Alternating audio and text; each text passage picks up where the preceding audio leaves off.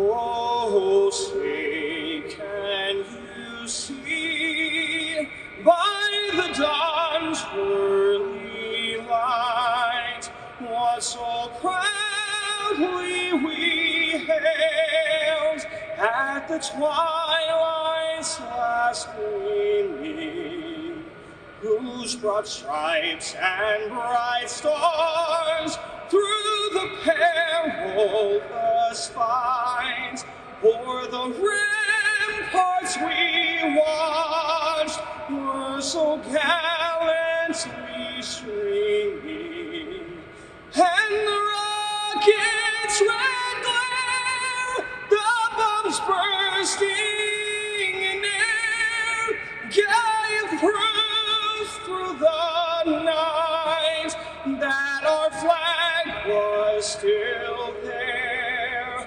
Oh, say does that star-spangled banner yet wave o'er the land of the free and the home of the brave?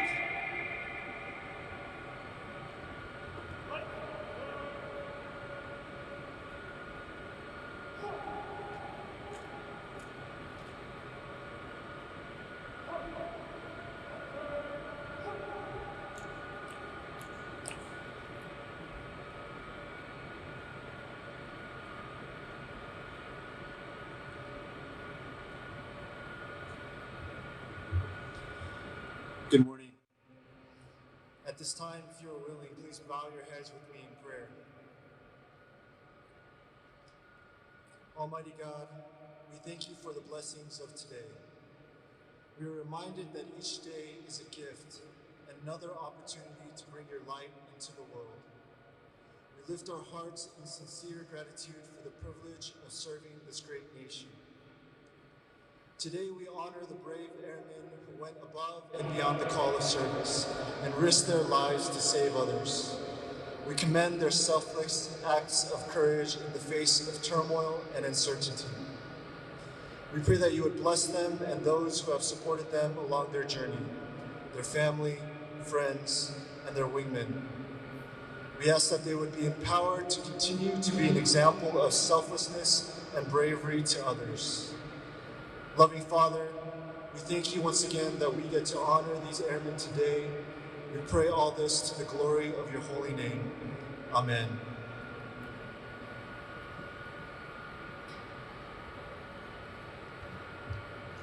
Ladies and gentlemen, please take your seats. Thank you, Honor Guard, for the presentation of our colors. Technical Sergeant Taylor for that wonderful rendition of the national anthem, and Chaplain Ha for those inspiring words. We are very pleased to welcome the presiding officer for today's ceremony, the Commander, 18th Air Force, Major General Corey Martin.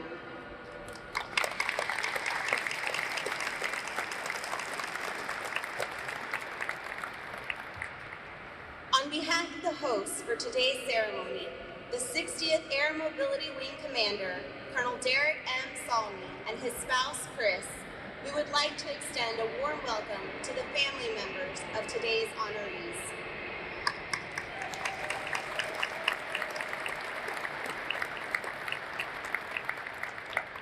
We would also like to recognize the members and families of the additional crews who supported Operation Allies Refuge.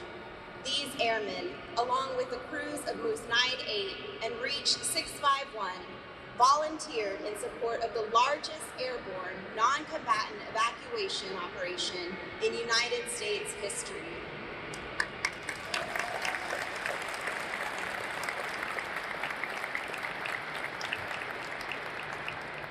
We would also like to extend a warm welcome to all distinguished guests, commanders, chiefs, first sergeants, and members of Team Travis for taking the time to be here today. Today, it is our pleasure to recognize 24 airmen for their extraordinary achievements on August 22nd and 26th, 2021 in Afghanistan. Each crew member of Moose 9-8 and Reach 651 will receive a Congressional nomination and the Distinguished Flying Cross. While Congressman John Garamendi could not be here today, he provided a video message to express our community's appreciation for these extraordinary men and women.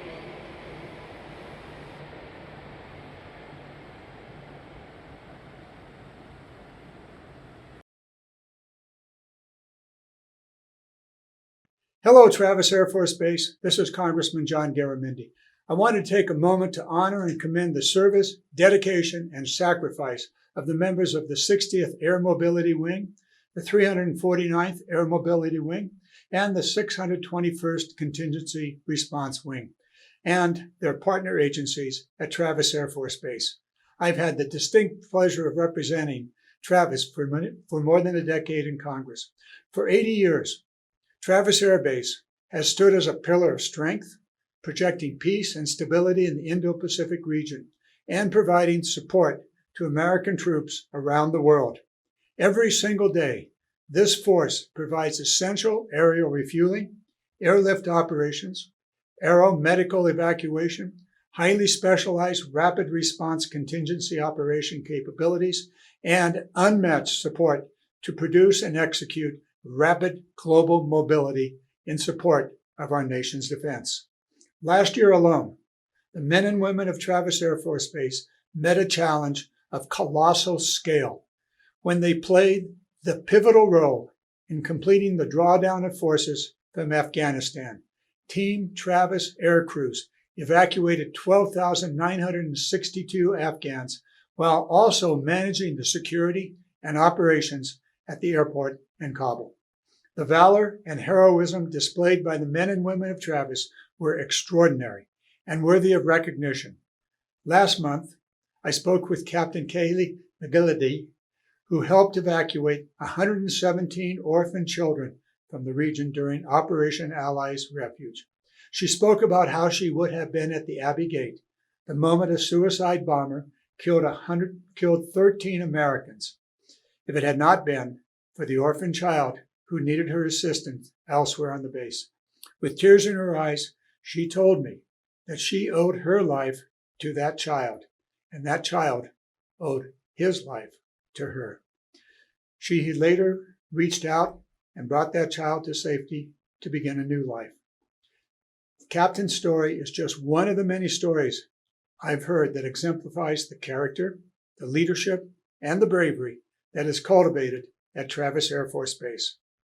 Simply put, Travis Air Base is the very best our nation has to offer because it has the very best airmen and women and support team in this nation. Its strategic importance stands as a beacon of hope to our allies and a stern reminder of America's resolve to our enemies. On behalf of a grateful nation and all of the constituents of California's 3rd Congressional District, I want to thank the men and women of Travis Air Force Base, and especially those that are being honored today for their extraordinary work. I express my sincere gratitude to all of you for your sacrifice and the contributions to the defense of our great nation. Thank you so very much.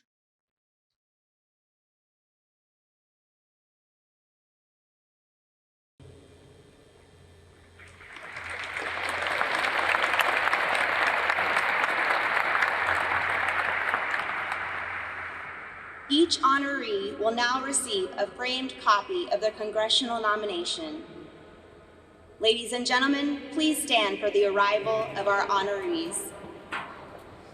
Lieutenant Colonel William Street, Lieutenant Colonel Raul Montiague, Major Caitlin Donahoe, Major Pete Traylor, Major Dominic Vitale, Captain Cody Apfel, Captain Jed Dillman, Captain Spencer Yakos, Master Sergeant Matthew Newman, Tech Sergeant Matthew Kiefer, Tech Sergeant Michael Rachi, Tech Sergeant Catherine Rosa Orellana, Staff Sergeant Courtney Smith, Senior Airman Mario Hernandez, Senior Airman Denise Loban, Senior Airman Alexis Sanchez, Major Drew Dela Cruz, Major Alexander Archidiacono, Lieutenant Ryan Corvin, Staff Sergeant Brandon Jensen, Staff Sergeant Equante Mason, Senior Airman Kimberly Heiser, Senior Airman Matthew Williams, A1C Jeremy Eda.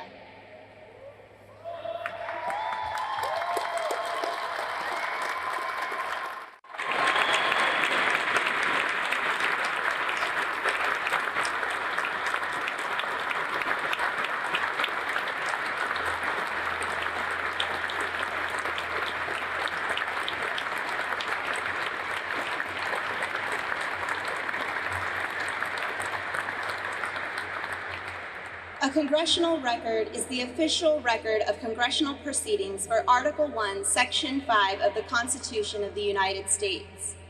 First published in 1873, the congressional record summarizes the day's floor and committee activities, as well as includes proclamations and tributes in recognition of notable events, dates, and persons. Today, 24 airmen receive their congressional record to honor and commend their service, dedication, and sacrifice during Operation Allies Refuge. Please give a huge round of applause for these 24 individuals.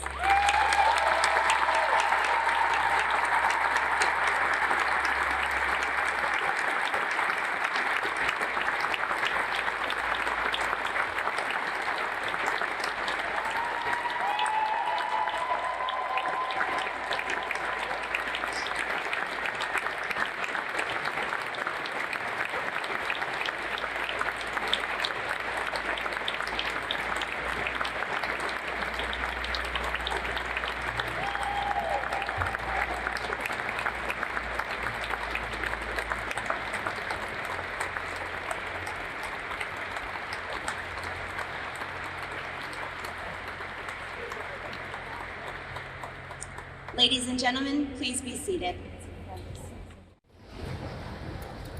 The Distinguished Flying Cross, authorized by Congress the 2nd of July, 1926, is awarded to any officer or enlisted member of the Armed Forces of the United States for heroism or extraordinary achievement while participating in aerial flight. The medal was first awarded to Captain Charles A. Lindbergh, U.S. Army Corps Reserve, for his 3,600-mile solo flight across the Atlantic Ocean in 1927. The C device was established to distinguish an award earned for exceptionally meritorious service or achievement performed under combat condition. Ladies and gentlemen, the presiding officer, 18th Air Force Commander, Major General Martin.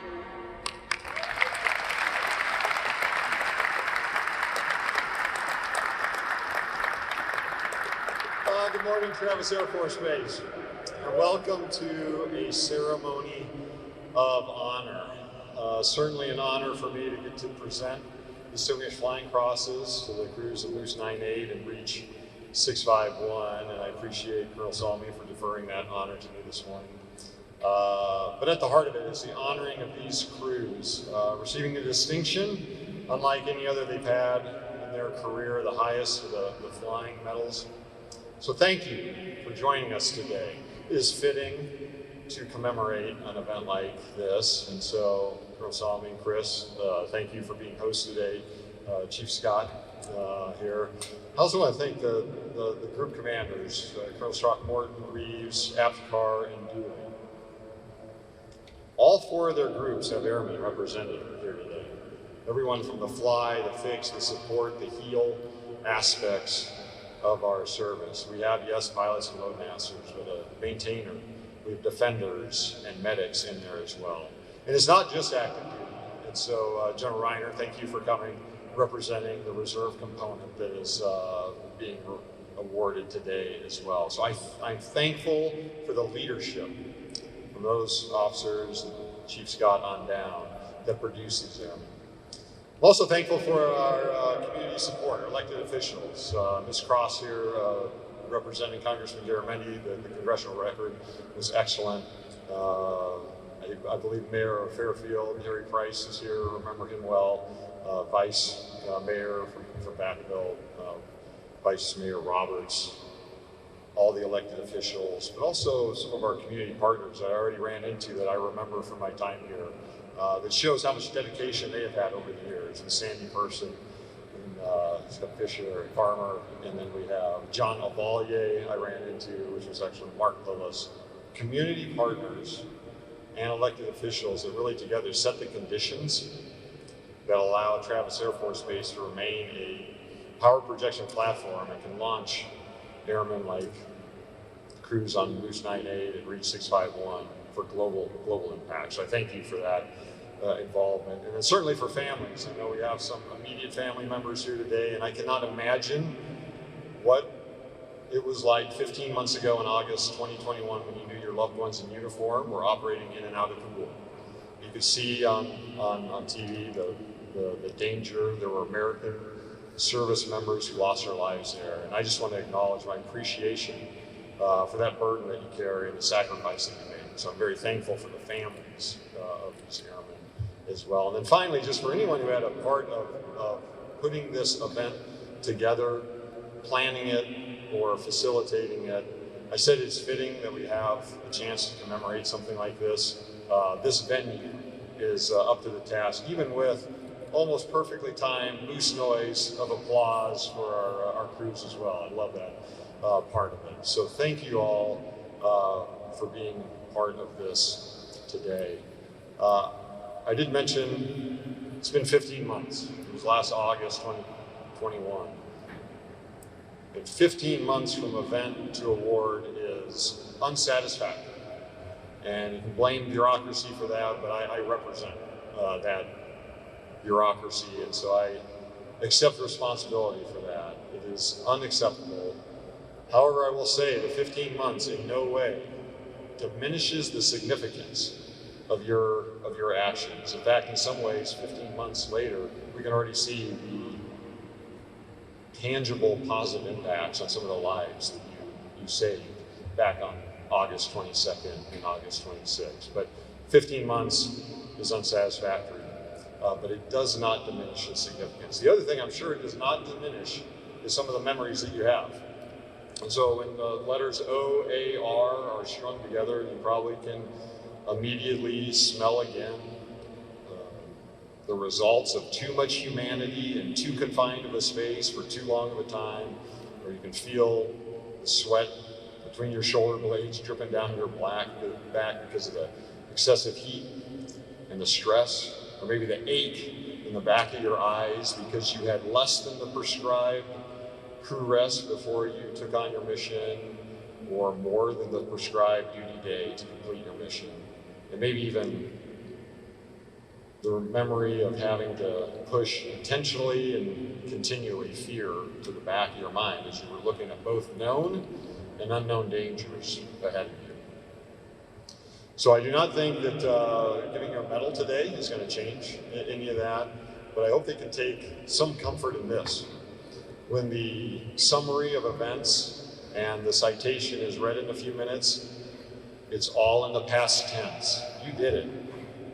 You were asked to bring your expertise and your grit to a problem set that you had not experienced before, and you did not disappoint. And then because of your individual aircraft, hundreds, and collectively over 100,000 lives have been changed positively forever. So I am so very proud of you.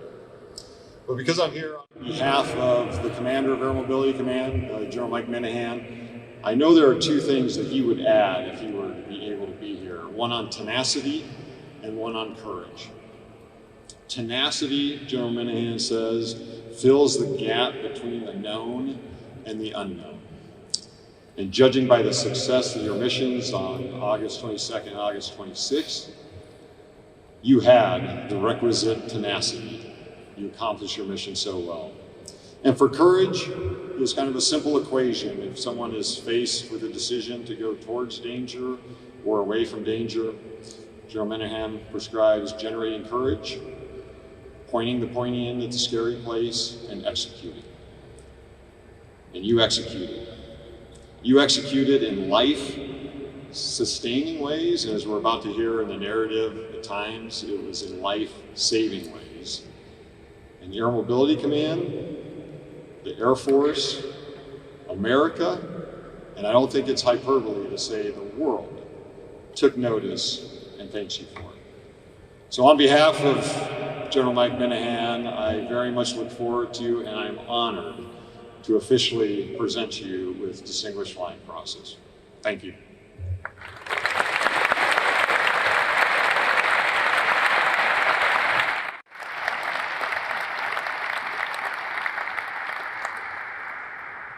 We will now share the story of Moose 98.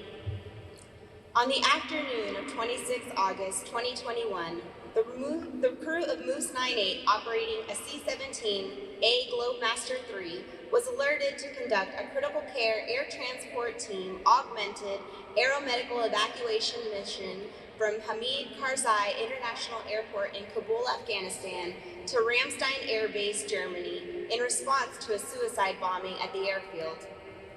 The attack on Abbey Gate killed 13 U.S. service members, over 170 civilians, and injured hundreds of others. The lights on the airfield were damaged from the bomb, and the crew of Moose 98 would be the first aircraft to land at the airfield after the attack, the first to land without airfield lighting, and the first aeromedical evacuation and critical care air transport teams on the ground. This mission would take the most critically wounded to receive immediate care at Landstuhl Regional Medical Center in Germany. The crew arrived to their aircraft at Al Udeid Air Base, Qatar, with limited support available given the large volume of operations from the departure field. The mission required the maximum fuel load for a C-17, and the aircraft commander, Lieutenant Colonel William Street, coordinated with dispatch for immediate additional fuel trucks before running with the assigned flying crew chief, Technical Sergeant Michael Rachi, to nearby fuel trucks servicing other aircraft and departing them to Moose 98. Sergeant Rachi began fueling operations utilizing 2 trucks at a time, an uncommon procedure that sped up the process. With the temperature on the ramp climbing to 110 degrees, the aircraft's fuel tanks could not hold the maximum amount of fuel, leaving the crew 1 hour short of the fuel required to complete the mission. The crew was also informed by command and control of Kabul's inoperative airfield lighting, requiring the crew to land using only night vision goggles. without the assistance of runway lighting, a procedure not normally authorized. The pilot subsequently worked to coordinate aerial refueling en route to Kabul, while the aeromedical evacuation and critical care air transport teams prepared response actions despite minimal information on the injuries or number of patients. Captain Jed Dillman, the medical crew director, and Senior Airman Mario Hernandez maximized the C-17's ability to provide therapeutic oxygen and electrical capacity to support the equipment needed for the safe movement of critical care battle-injured service members. One of many vital contributions, given that the medical team was only able to take one set of medical equipment designed to support 3 critically injured patients. The collective efforts of the crew allowed for a departure 1 hour and 32 minutes ahead of schedule in a dynamic situation where seconds could mean the difference between life or death. En route to Kabul, Loadmasters, Senior Airman Denise Loben, and Senior Airman Alexis Sanchez, along with Sergeant Rachi, helped the aeromedical evacuation team prepare the cargo compartment for patients, while the pilots, Colonel Street, Captain Atfull, and Lieutenant Spencer Yakis, worked to find an airborne refueling tanker that could provide the fuel necessary to complete the mission. However, there were none available, and the crew of Moose 9-8 was left needing to find another way to get the gas needed to finish the mission. The pilots flew a tactical arrival on night vision goggles while ensuring terrain clearance and threat of avoidance. Upon arrival at Kabul, Sergeant Rachi, Airman Loben, and Airman Sanchez helped the medical teams load the wounded service members, to include 6 critical care patients plus 25 severely wounded personnel. 2 critical care patient litters had to be loaded on the floor due to limited resources and room on the aircraft. A young Marine female was critically injured and broke into convulsions, involuntarily vomiting due to traumatic brain and chest injuries that required stabilizing before departure. Another male Marine had suffered a severe chest injury, was critically bleeding from his wounds, and would not survive a cabin altitude above 5,000 feet. This need for a lower cabin altitude would subsequently require the aircraft to fly the long-distance route to Germany at a lower altitude, in turn resulting in further shortage of fuel to complete the mission. Due to the unstable security conditions on the ground, normal evaluation for patient stability in flight was not an option.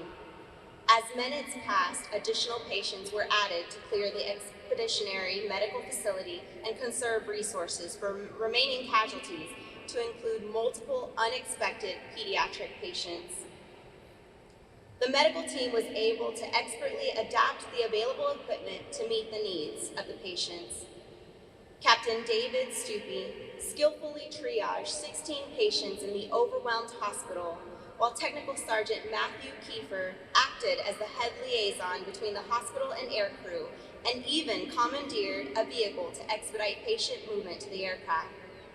Tech Sergeant Kiefer and Staff Sergeant Courtney Smith provided crucial pre-flight medical care for trauma patients, to include the dressing and securing of wounds. Major Dominic Vitale, as the Critical Care Air Transport Team Director, provided instrumental in directing critical care patients to ensure the safe transfer of care on the ground. Lieutenant Colonel Raul Montiague, Major Pete Traylor, Captain Katie Lunning, Captain Stupi, Master Sergeant Matthew Newman, Sergeant Kiefer, Tech Sergeant Catherine Rosa Orellana, and Sergeant Smith coordinated and executed the safe and careful transport and management of patients to the aircraft from the hospital through unsecured flight line areas in minimal light conditions, with the threat of direct small arms fire and unstable ground security. At the aircraft, walking wounded patients arrived with no warning, many with tattered clothing and missing shoes due to field triage and medical care. Major Caitlin Donahoe provided immediate care to the first walking wounded Marine, in turn averting a fatal hemorrhage in flight by capably reinforcing a gunshot wound to the shoulder that was actively bleeding. Major Donahoe and Captain Dillman accommodated a short notice request for a child with bilateral ruptured eardrums and a second child with a skull fracture. During the load, Captain Lunning recognized a critical medical supply shortage and secured the vital items which were used during multiple acute emergencies during flight. Stabilizing the critical care patients delayed the departure by 2 hours, burning more fuel than planned and leaving the mission almost 2 hours short of fuel. And the needed higher level care available to ensure several of the patients would survive. The sun had just begun to rise as Moose 98 departed Kabul and headed west towards Germany. After departure, Hamid Karzai International Airport was attacked by a barrage of rockets. At cruise altitude, the crew was informed there were no available tanker aircraft within Afghanistan, and Moose 98's only chance to complete its intended mission relied on a KC-135 unit to conduct a no-notice launch out of Incirlik, Turkey. More than 15 hours after the mission began in Qatar, Moose 98 successfully linked with the air refueling tanker over the Black Sea and received more than 2 hours of critical fuel. This enabled the crew to make it to Germany and safely deliver the patients. During takeoff, aerial refueling, and landing, Major Traylor, Captain Lunning, and Sergeant Rosa Arellana secured themselves to litters in order to continue providing vital care to patients through these risky phases of flight. Early in the flight, Sergeant Newman identified low blood oxygen levels during the tactical takeoff in one Marine that had undergone open chest surgery. With Sergeant Newman's quick thinking and resourcefulness, he expertly reconfigured chest tubes and added a second suction machine, preventing life-threatening complications. Additionally, Colonel Montiage, Major Traylor, and Major Vitali rapidly identified the deterioration of a foreign national patient who became unstable and showed signs of shock from post-operative massive internal bleeding. Sergeant Rosa Arellana was instrumental in the expedient processing of lab readings in flight that led to the quick identification of blood conditions and contributed to the type and amount of blood products used. Colonel Montiage subsequently directed the whole blood resuscitation, and Major Traylor and Captain Lunning managed 3 resuscitations, ultimately transfusing over 10 units of blood products. Sergeant Smith and Staff Sergeant Alisea provided instrumental care to critical care patients and ensured the uninterrupted operation of the ventilation machines. Each member of the critical care air transport team performed individual actions that prevented undue harm to patients, treated medical emergencies, and ensured the safe arrival of the patients. Despite these seemingly insurmountable obstacles and incredible circumstances, all patients were successfully delivered to Landstuhl Regional Medical Center alive. This event culminated in the single largest aeromedical evacuation airlift in Kabul Coalition Hospital's history. This crew's remarkable courage, extraordinary efforts, and exceptionally meritorious achievement performed under combat conditions goes well beyond what is typically expected of them. The professional competence, aerial skill, and devotion to duty displayed by the crews of Moose 98 reflect great credit upon themselves and the United States Air Force.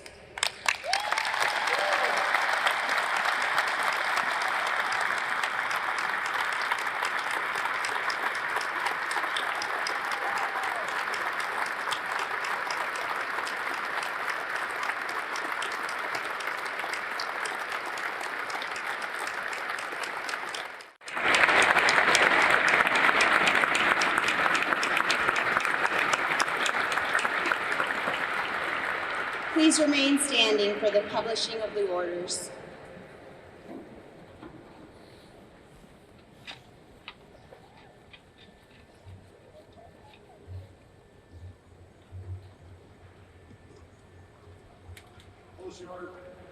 Attention to orders.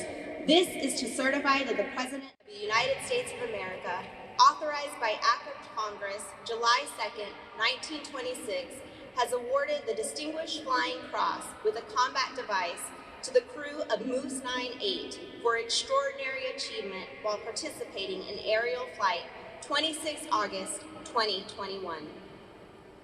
Lieutenant Colonel William Street, 21st Airlift Squadron, Travis Air Force Base, California.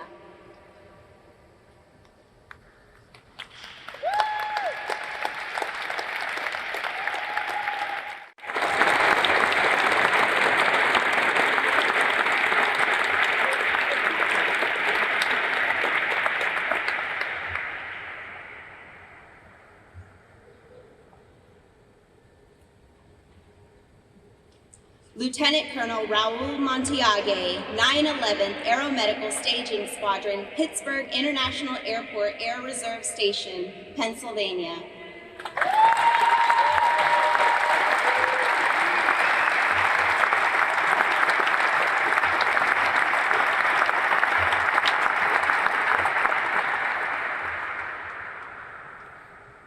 Major Caitlin Donahoe, 60th Aeromedical Evacuation Squadron, Travis Air Force Base, California.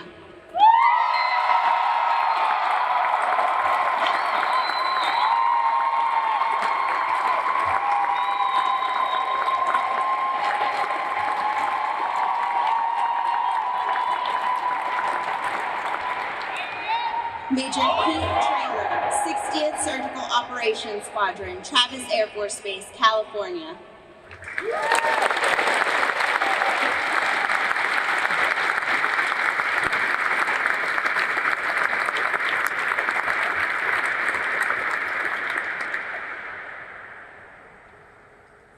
Major Dominic Vitale, 959th Medical Group Joint Base San Antonio, Brooke Army Medical Center, Texas.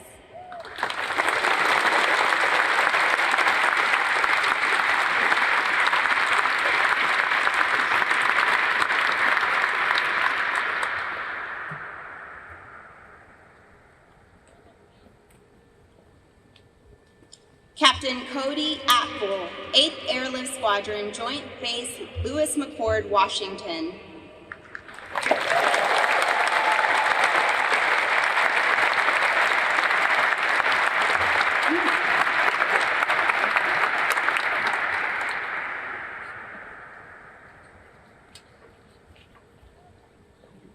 Captain Jed Dillman, 514th Aeromedical Evacuation Squadron, Joint Base McGuire, Dix Lakehurst, New Jersey.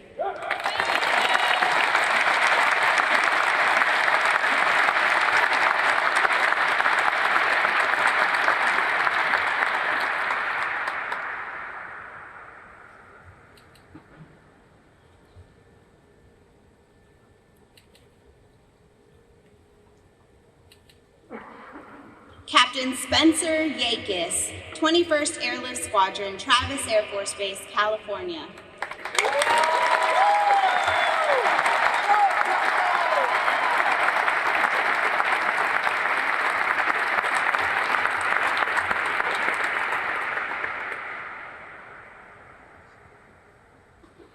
Master Sergeant Matthew Newman, 514th Aeromedical Staging Squadron, Joint Base McGuire, Dix Lakehurst, New Jersey.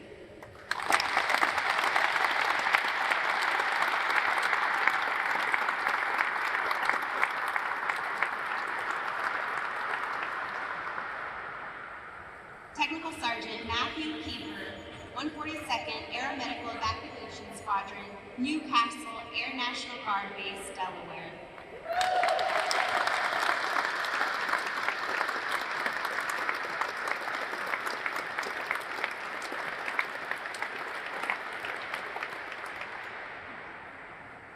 Technical Sergeant Michael Bracci, 860th Aircraft Maintenance Squadron, Travis Air Force Base, California.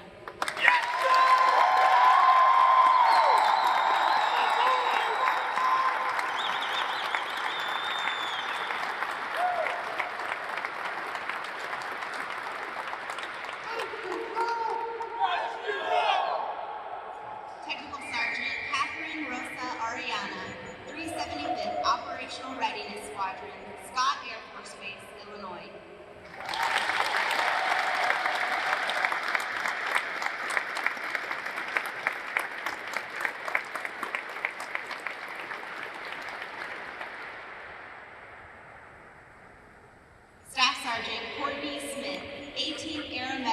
Evacuation Squadron, Kadena Air Base, Japan.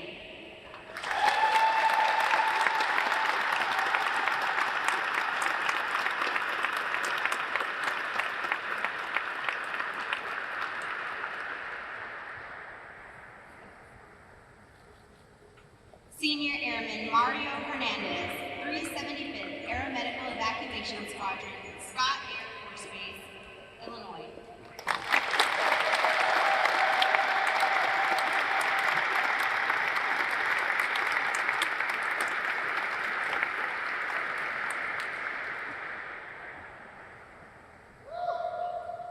Senior Airman Denise Loban, 326 Airlift Squadron, Dover Air Force Base, Delaware.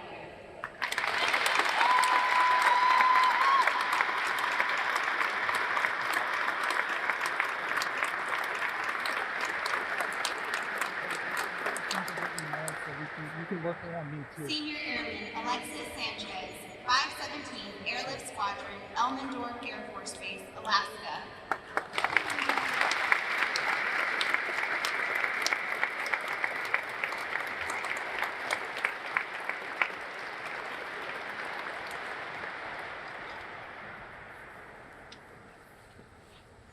Ladies and gentlemen, please give a round of applause for the 16 crew members of Moose 9-8.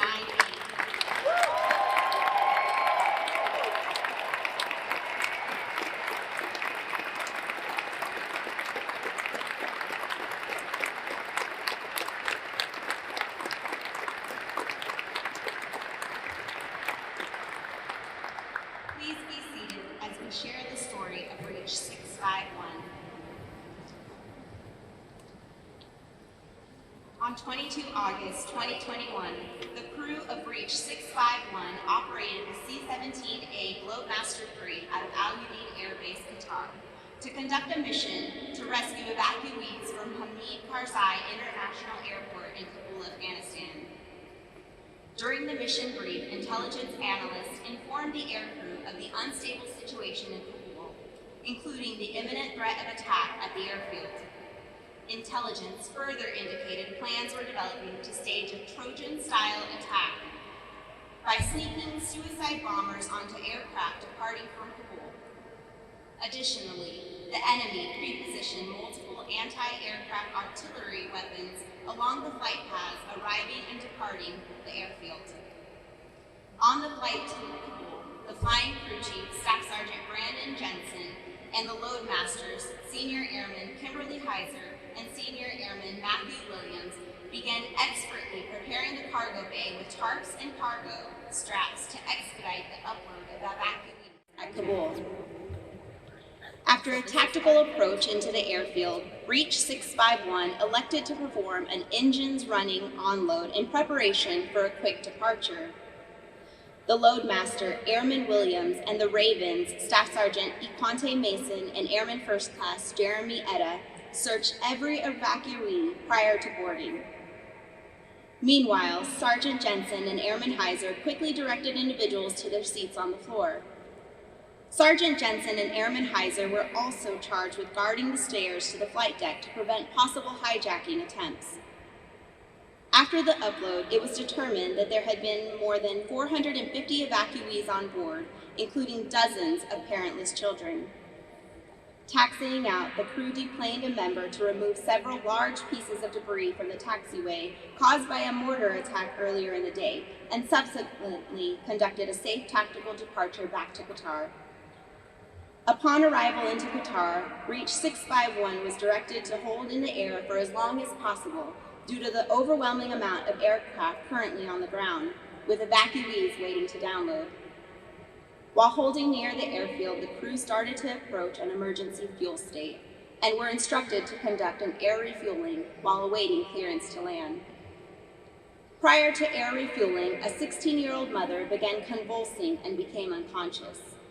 Sergeant Mason, Sergeant Jensen, Airman Heiser, and Airman Williams quickly responded and carried the mother from the back of the aircraft. The aircraft commander, Major Drew Dela Cruz, gave permission to bring the young mother to the crew rest areas upstairs behind the cockpit to help stabilize her. As the crew members moved the unconscious mother upstairs, 2 Afghan males aggressively forced their way to the front of the cargo compartment and attempted to gain entry into the flight deck. Airman Williams pulled away the first man, while Sergeant Mason physically restrained the other man at the bottom of the stairs to prevent him from proceeding up to the cockpit. First Lieutenant Ryan Corbin quickly barricaded the cockpit door, once the crew and the mother were upstairs and stood ready with his service pistol in case of a breach. Airman Williams swiftly identified an interpreter to help de-escalate the situation and move the men away from the cockpit.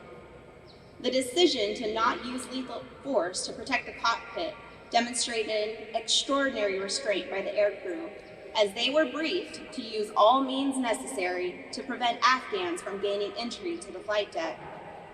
This action protected the lives of the aircrew, the safety of the aircraft, and the lives of all 450 passengers floor-loaded on the aircraft.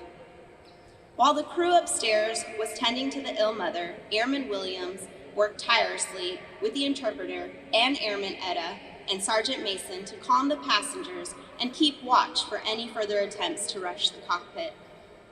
They asked the interpreter to assure the other concerned evacuees that the mother was receiving medical care and to remain calm. After Airman Heiser administered aid to the Afghan mother, she regained consciousness but remained in an unstable condition. Due to the nature of the medical emergency and the security situation on board, Major Dela Cruz elected to declare an emergency and land. Once again, the ill mother became unconscious and the crew took immediate action to begin a descent into Al Udeid Air Base. Upon landing, due to the overwhelming number of aircraft on the ramp, the crew was given multiple unsafe taxi instructions, and Major Alexander Archidiakono subsequently took the initiative to coordinate a safe taxi routing that expedited the arrival of emergency personnel. These swift and deliberate crew actions saved the life of a young mother and ensured the safety of the aircraft. After the Afghan woman was deplaned by medical personnel, the crew focused on the remaining passengers and continued to keep order on the plane for the long wait period before the offload would occur. The loadmasters provided bottles of water, but tensions began to rise as heat inside the aircraft rose towards 100 degrees Fahrenheit. The passengers began yelling, causing alarm among the security forces on the ground. The crew immediately took action to de-escalate the situation and coordinate with security and logistics personnel to safely offload the passengers to avoid further escalation. The professional competence, aerial skill, and devotion to duty displayed by the aircrew of Breach 651 reflect great credit upon themselves and the United States Air Force.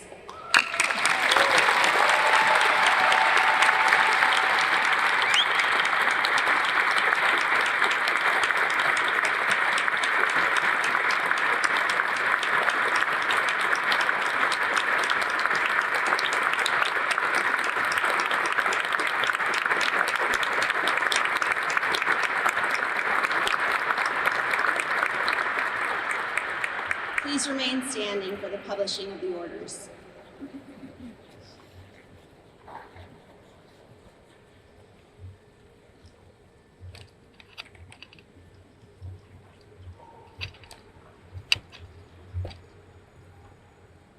Close your order.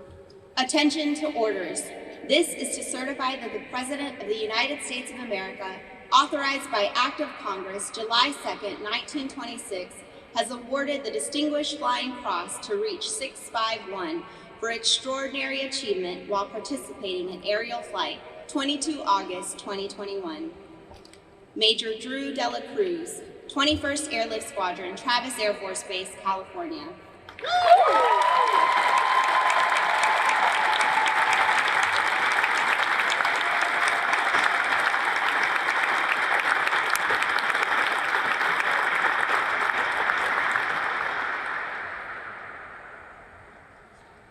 Major Alexander Archidiakono, 21st Airlift Squadron, Travis Air Force Base, California.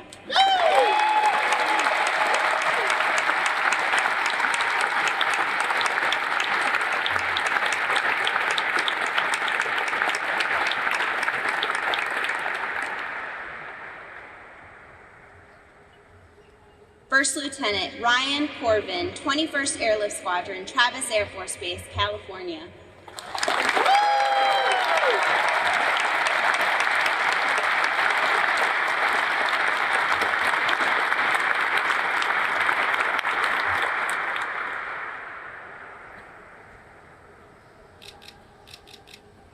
Staff Sergeant Brandon Jensen, 860th Aircraft Maintenance Squadron, Travis Air Force Base, California.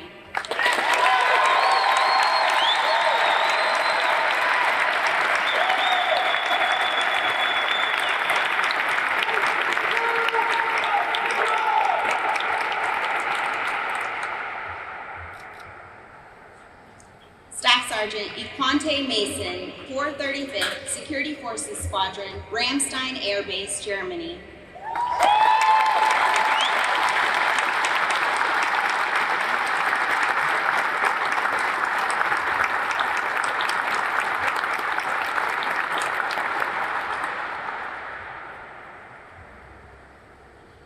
Senior Airman Kimberly Heiser, 58th Training Squadron, Kirkland Air Force Base, New Mexico.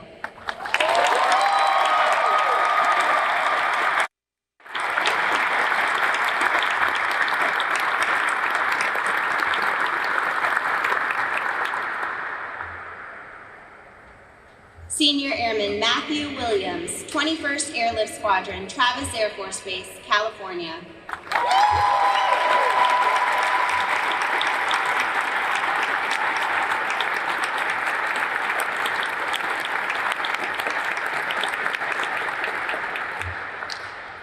Airman First Class Jeremy Etta, 60th Security Forces Squadron, Travis Air Force Base, California.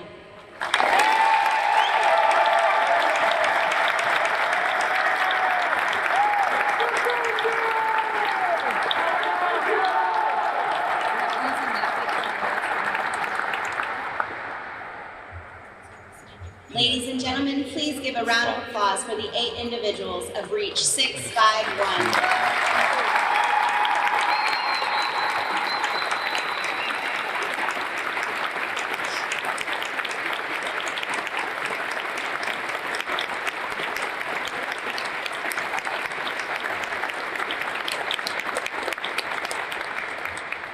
Please be seated. At this time, I would like to welcome the Commander, 60th Air Mobility Wing, Colonel Salmi, to the stage for closing remarks.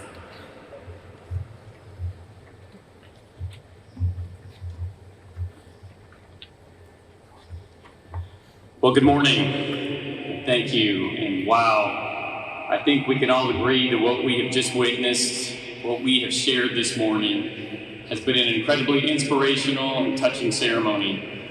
And I would like to close with just a few brief expressions of gratitude. First, to General Martin, sir, thank you for your incredible commitment you made to honor these airmen today. It's phenomenal. Thank you to the many other distinguished visitors, both military and from our fantastic community. You truly honor us with your presence today.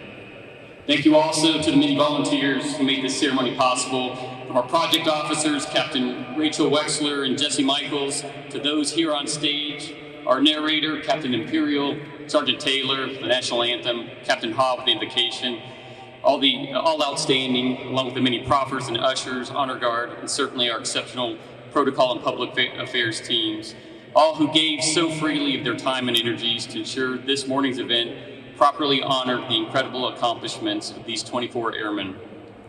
And ceremonies such as these are indeed so special because of the tangible means they offer to understand with even just a bit more clarity the historic nature of the flights of Moose 98 and Reach 651. Even more so, I am struck by the words etched on the granite on the Air Force Memorial in Washington, D.C. The quote that reads, "How a soldier can walk the battlefields where he once fought, a Marine can walk the beaches he once stormed, but an airman can never visit the patch of sky he raced across on a mission to defend freedom." Here this morning, collectively, we were able to visit in our thoughts and share, albeit briefly and in a small sense, what it must have been like in those distant skies under the most demanding of conditions, racing on those missions of freedom. And it was powerful. Finally, to the families here today, let me add my sincere thanks to those already offered and my deep appreciation on behalf of all of us for the unyielding values of commitment and sacrifice that you display daily. And in doing so, you represent the very best and the very highest ideals of this nation that we all love. For that, we are thankful. And finally, to the crews of Moose 98 and Reach 651, thank you for embodying the Airmen's Creed in your actions and remaining faithful to a proud heritage, extending a tradition of honor, and leaving a legacy of valor.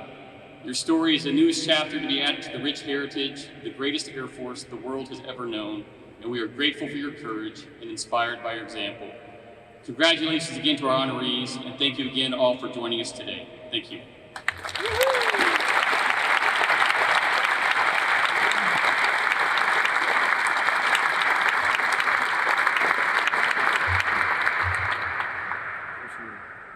Ladies and gentlemen, this concludes our ceremony for today. Please stand for the Air Force song and the departure of the official party.